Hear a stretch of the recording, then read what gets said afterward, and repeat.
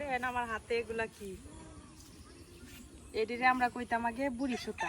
আমরা আর লোক পূর্ব দিকে হচ্ছে শিমুল বাগান, এশিয়ার বৃহত্তম যে শিমুল বাগান, এই শিমুল বাগানের তুলা হইলো এটি। আর যেটিরে আমরা কইতাম বুড়ি সুতা। তারপরে যে এবার মাথায় ফেঁচায় রাখতাম। এই যে হনের ফুলাফানে কিচ্ছু বুঝে না, এটা জানেই না। আর আমরা সারাদিন ঘুরে ঘুরে মাথা ফেঁচাইতাম। এই পাখির বাসা হয়ে গেছে আব্দুল্লাহর মাথা। এই তো আমার বিলুরে দি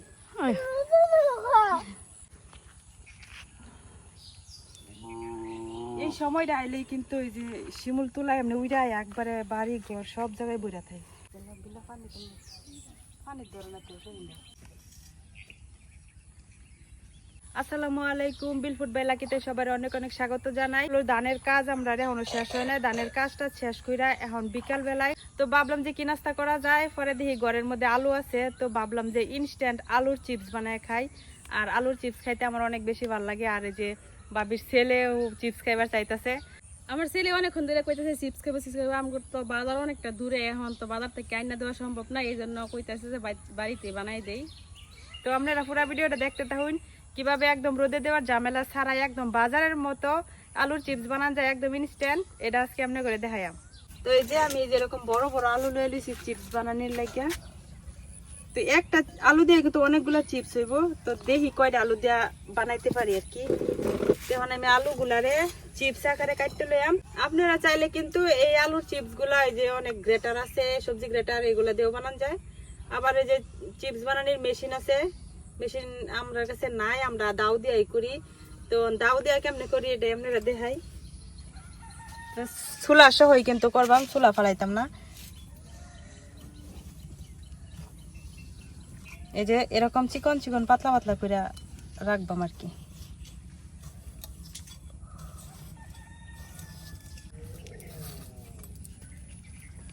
এই যে এরকম পাতলা পাতলা করে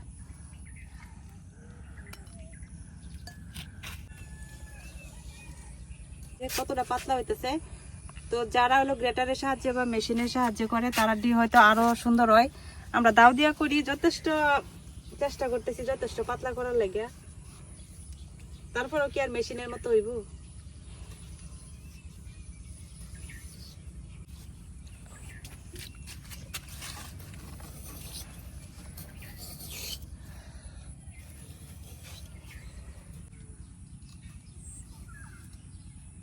আলুগুলা কাটতে কিন্তু সাথে সাথে পানিতে এরকম ভিজা লাগবো, নাইলে কিন্তু একদম কালো হয়ে যাবে।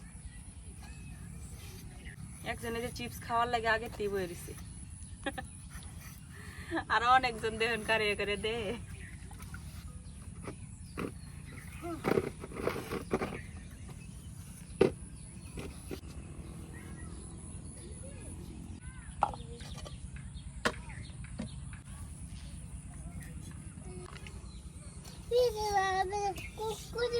একটা আলু কাটছি দেখেন কতগুলো হয়েছে, একটা আলু দিয়ে যে কতগুলো হয়েছে।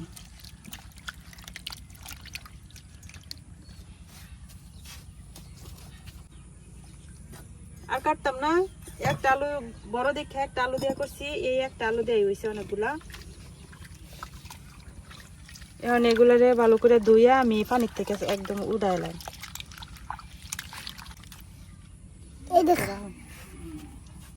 এখন পানির থেকে ভালো করে আলুগুলারে আমি যে হাত দিয়া চাইপা চাইপা যতটা সম্ভব পানি ঝরাইয়া তুলে নিবাম, মানে যাতে পানি না থাকে। ফ্যানের বাতাসে শুকাই নিলে সবচেয়ে ভালো হইতো, কিন্তু আমরা তো হলো ঝটপট বানায় ঝটপট খাইলাম, সময় নাই আমরা হাতে একদমই, কারণ সন্ধ্যা হয়ে যেতেছে।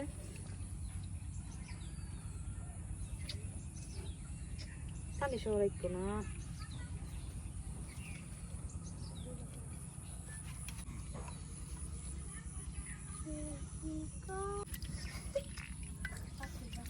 তো এই যে এখন যদি এই অবস্থায় ফ্যানের বাতাসে কিছুক্ষণ শুকায় নিতে পারতাম তাহলে বেশি ভালো হইতো। তো আমরা হাতে যেহেতু সময় কম, তো এখন এই এগুলা বাইর জ্বালাম। তো এদিকে আমি চুলাটা জ্বালাই আর যতটুকু সময় পাই আর কি, যাতে পানিটা শুষে এইভাবে রেখে দিলাম। তো এদিকে আমার চুলাও ধরানি হয়ে গেছে। আর এই যে আমার চিপস গুলা দেখেন এখন একদম জর্জরা হয়ে গেছে, মানে যতটুকু পানি আসিন অনেকটা পানি কিন্তু টাইনা গেছে এখন। তো এখন আমি এর সাথে গুঁড়া মশলা কিছু মিশাইলাম, কারণ এই চিপসটা হলো আমরা নগদ বানায় নগদ খাইয়াম, আর একটু জাল জাল খাইলে মশলাদার খাইতে বেশি মজা লাগবো, যার লাগে এখন কিছু গুঁড়া মশলা এনে মিশাই দেন। এনে যে অল্প একটু হলুদ গুঁড়া, আর এনে লাল মরিচের গুঁড়া, ধনিয়ার গুঁড়া, আর দিয়ে দিতেছি লবণ। এখন এগুলো ভালো করে মিশাই দেন।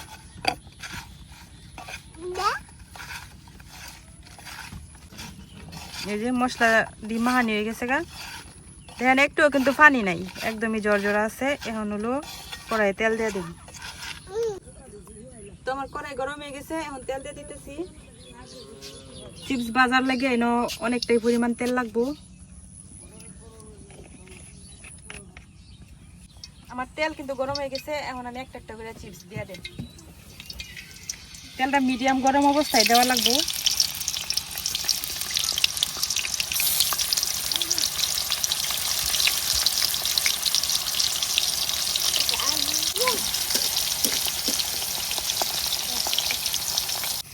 এখন এবার উল্টায় ফাল্টায় একদম লাল লাল করে ভাজলে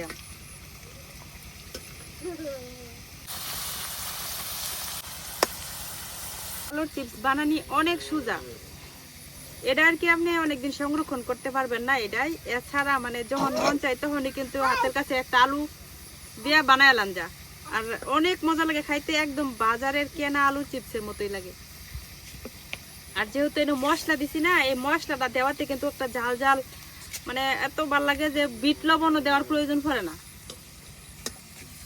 তো এই যে এখন কিন্তু ভাজা হয়ে গেছে, চাইলে কিন্তু এই যে এরকম কালার করেও রাখা যায়, তবে আমি আরেকটু যে এরকম কড়া কালারটা চাইতেছিলাম আর কি, তো একটু কড়া কালার হইলে বেশি ভালো লাগে খাইতে।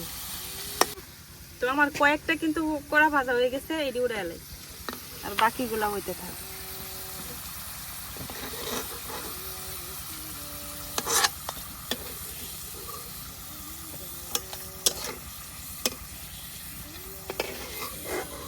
সবগুলাই হয়ে গেছে,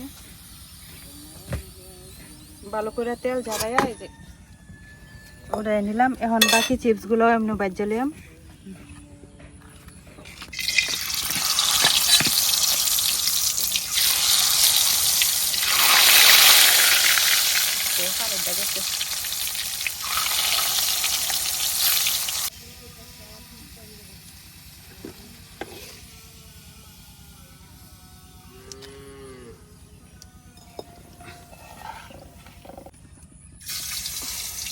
এটা শেষবারের দাম।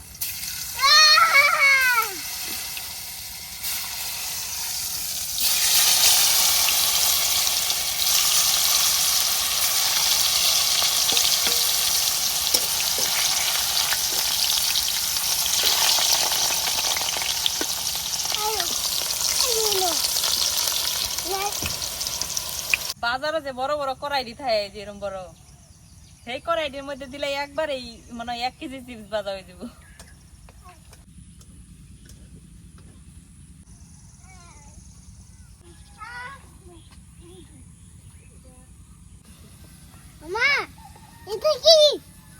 এই যে শেষমেশ চিপস গুলো কিন্তু ভাজা হয়ে গেছে, দেখেন চিপসের কালার গুলো কত সুন্দর হয়েছে।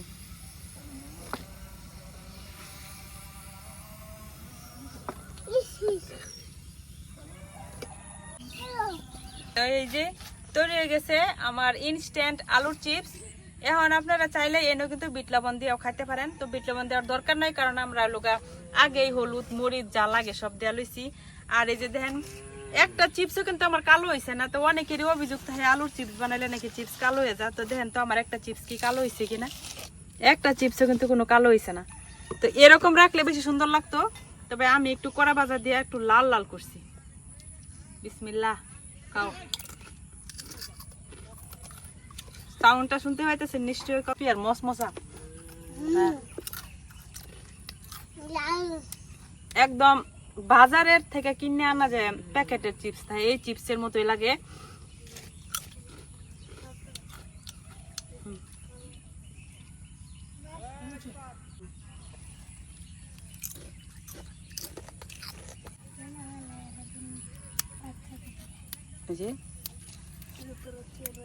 কতটা মসমসা,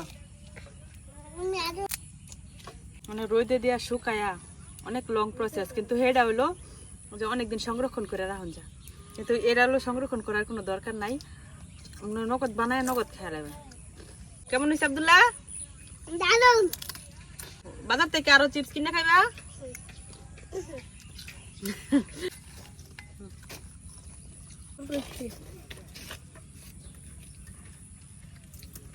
আগে আরো খাইছে এরকম চিপস? বাহ, কিরম লাগে? চিপস কি বাজা শেষ? ওরে আল্লাহ, আমার তো এক লাগলে দুই হুম বইসা খাই লিতেছে। এই জিনিস মনোরুন কেবরা জানাছে, চিপস পাপড় এগুলো হলো কার লাগে খাইবো সেই যা, সেই সাত অনেক মজা। আরো গান বাজিস খাওয়া লাগে। আব্বু কেমন আছে চিপস? হ্যাঁ ভালো। তা বাজার থেকে আনবো না তোমার লাগে আর? হ্যাঁ, ওখান থেকে এটি খাইবা। এখন থেকে আব্দুল্লাহ তো বাড়ির বানানি চিপসি বলে খাইবো, বাজার থেকে আর খাইতো না। তো আপনারাও বাড়িতে এবার বানায়া ট্রাই করে দেখবেন কেমন লাগে, তারপরে আমারে অবশ্যই কমেন্ট করে জানাইবেন যে ভালো লাগে বা খারাপ লাগে, যেটাই আমারে অবশ্যই কমেন্টে জানান। যে তো আজকে এই পর্যন্ত, সবাই ভালো থাকবেন, সুস্থ থাকবেন, আল্লাহ হাফেজ। আল্লাহ হাফেজ।